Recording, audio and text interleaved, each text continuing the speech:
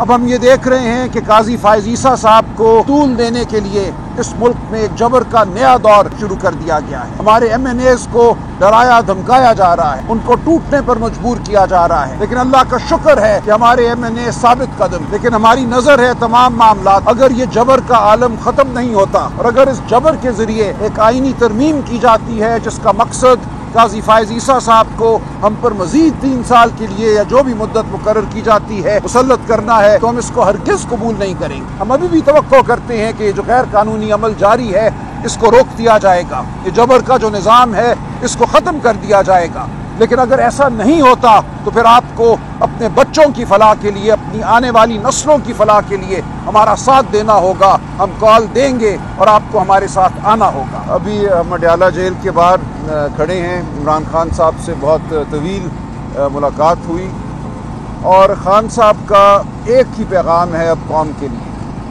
اور وہ یہ ہے کہ اب حالات اس نہج پر آ گئے ہیں کہ اس قوم کو یہ کہا جا رہا ہے کہ اس ملک میں کوئی قانون نہیں ہے، اس ملک میں کوئی شرافت نہیں ہے۔ جو یہ واقعہ ہوا کل، سعد اللہ بلوچ صاحب کی بیٹی، اہلیہ، دیگر گھر کی خواتین کو ہراساں کیا گیا، اغوا کیا گیا، اور جب تک وہ نمودار نہیں ہوئے، اپنی گرفتاری نہیں دی انہوں نے، اس وقت تک ان خواتین کو حبس بیجا میں رکھا گیا۔ یہ انتہائی شرم کا مقام ہے۔ ہم سب کی مائیں، بہنیں، بیٹیاں ہیں۔ اگر ریاست اس سطح پہ آ گئی ہے کہ اب وہ ایک آئینی ترمیم کے لیے دباؤ ڈالنے کے لیے لوگوں کی بیٹیوں اور بیویوں کو اغوا کرتی ہے، تو پھر اب ہمارے پاس اس کے سوا کوئی راستہ نہیں ہے کہ ہم سڑکوں پر آئیں۔ عمران خان صاحب نے کہا کہ اب آپ یاد رکھیے کہ پاکستان کا مستقبل پاکستان کے عوام کے ہاتھ میں ہے۔ یہ بات کوئی صرف پی ٹی آئی یا پی ٹی آئی کے ووٹر کے لیے نہیں ہے، ہر پاکستانی کے لیے ہے۔ آپ اگر یہ چاہتے ہیں کہ پاکستان میں شرافت رہے، پاکستان میں آئین اور قانون کا کوئی شائبہ بھی باقی رہے، تو اب آپ کو تیار ہونا ہوگا، آپ کو پاکستان کو بچانا ہوگا، ہم آپ کا ساتھ دیں گے۔ پاکستان آج ایک ایسی ریاست بن چکا ہے جس کا مقصد صرف ایک چھوٹے سے طبقے کو فائدہ پہنچانا ہے۔ انگریزی میں کہتے ہیں ایلیٹ کیپچر۔ ایک طبقہ ہے جس میں شامل ہیں کچھ لوگ جو یہ سمجھتے ہیں کہ نچوڑو اس ملک کو، جو یہ سمجھتے ہیں کہ اس ملک میں جبر کا نظام قائم کرو اور اس ملک سے فائدہ اٹھا کر باہر بھاگ جاؤ، جن کی جائیدادیں باہر ہیں، جن کی زندگیاں باہر ہیں، بچے باہر ہیں۔ تو عمران خان صاحب کا آج پیغام یہ ہے کہ کسی ملک میں فلاح نہیں ہو سکتی، معاشی ترقی نہیں ہو سکتی، انویسٹمنٹ جس کو ہم کہتے ہیں سرمایہ کاری نہیں ہو سکتی جس ملک میں قانون نہ ہو۔ پاکستان میں پچھلے سال 2023 میں پاکستان کی تاریخ کی کم ترین سرمایہ کاری ہوئی ہے۔ یہ کہا جاتا تھا $100 بلین آنے کو ہیں، ہم نے دیکھا کہ 1 بلین بھی بڑی مشکل سے آیا، جبکہ ایک چھوٹا سا شہر سنگاپور، اس میں $140 بلین کی سرمایہ کاری ہوئی۔ تو پاکستان کیا ہے، یہ اس کی حقیقت پوری دنیا کے سامنے اب کھل چکی ہے۔ ہم نے پاکستان کو فلاح کی جانب موڑنا ہے، پاکستان کو حقیقی معنوں میں ایک فلاحی، جمہوری، اسلامی مملکت بنانا ہے۔ اس کے لیے پاکستان کے ہر شہری کا فرض ہے کہ وہ باہر نکلے، اپنی آواز بلند کرے۔ یہ کال عمران خان صاحب عنقریب دیں گے۔ ہم ابھی بھی توقع کرتے ہیں کہ ہوش کے ناخن لیے جائیں گے۔ ریاست میں جو لوگ اقتدار پر قابض ہیں اور جعلی طریقے سے قابض ہیں، وہ احساس کریں گے کہ اس ملک کو وہ کس کھائی کی جانب لے کر جا رہے ہیں۔ لیکن اگر ایسا نہیں ہوتا تو پھر ہمارے پاس اور کوئی چارہ نہیں ہوگا۔ یہ جد و جہد پرامن ہوگی، آئینی ہوگی، لیکن ایک جہاد ہوگا۔ آج ہم یہ دیکھتے ہیں ہمایوں دلاور جس نے خان صاحب کو ایک جعلی مقدمے میں سزا دی اور ایک انتہائی بونڈے طریقے سے سزا دی، جس کی سزا ہائی کورٹ میں ختم ہو چکی ہے، اس کو فائدہ پہنچانے کے لیے اربوں روپے کی اراضی اس کے نام کی گئی ہے۔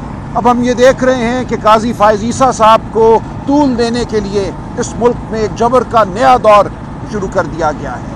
ہمارے ایم این ایز کو ڈرایا دھمکایا جا رہا ہے، ان کو ٹوٹنے پر مجبور کیا جا رہا ہے، لیکن اللہ کا شکر ہے کہ ہمارے ایم این اے ثابت قدم ہیں، لیکن ہماری نظر ہے تمام معاملات پر اگر یہ جبر کا عالم ختم نہیں ہوتا اور اگر اس جبر کے ذریعے ایک آئینی ترمیم کی جاتی ہے جس کا مقصد قاضی فائز عیسیٰ صاحب کو ہم پر مزید 3 سال کے لیے یا جو بھی مدت مقرر کی جاتی ہے مسلط کرنا ہے، تو ہم اس کو ہرگز قبول نہیں کریں گے۔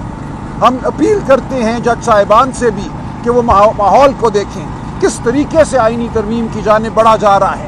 کیا اس آئینی ترمیم کے حوالے سے کی بنیاد پر وہ اپنی ملازمت کو طول دینا چاہیں گے؟ یہ معاملات تو اعتبار کے معاملات ہوتے ہیں، یہ معاملات قوم کے ضمیر کے معاملات ہوتے ہیں. جبر دھونس مار پیٹ سے آئینی ترمیم نہیں کی جاتی، اور اگر ایسے آئینی ترمیم کی جائے گی تو کیا آپ اس آئینی ترمیم کی بنیاد پر چیف جسٹس رہنا یا جج رہنا قبول کریں گے؟ اگر آپ قبول کریں گے تو عوام پاکستان کی قوم قبول نہیں کرے گی. ہم جد و جہد کریں گے، ہم آواز بلند کریں گے، ہم ہر سطح پہ مزاحمت کریں گے. تو میری اپیل ہے پاکستان کی عوام سے کہ معاملات کا جائزہ لے، معاملات کو سمجھے. جہاں ہمیں لے جایا جا رہا ہے اس کھائی میں جانے سے پاکستان کو بچائے. یہ فرض صرف سیاسی لیڈران کا نہیں ہے، یہ فرض ہر پاکستانی کا ہے.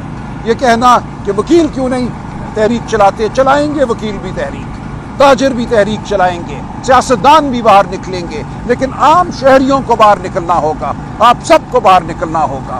آپ انتظار کیجئے، اپنے ضمیر کو ٹٹولیے، اور وہ دن بہت دور نہیں ہے. ہم ابھی بھی توقع کرتے ہیں کہ جو غیر قانونی عمل جاری ہے اس کو روک دیا جائے گا، یہ جبر کا جو نظام ہے اس کو ختم کر دیا جائے گا.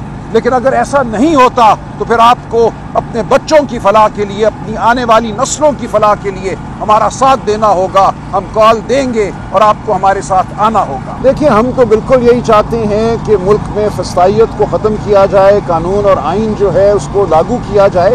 ہم تو کوئی ٹکراؤ نہیں چاہتے، لیکن اگر یہی صورتحال رہتی ہے، ایسے ہی آئین اور قانون کے راستے کو روکا جاتا ہے، تو پھر ٹکراؤ کے سوا کوئی چارہ نہیں رہے گا.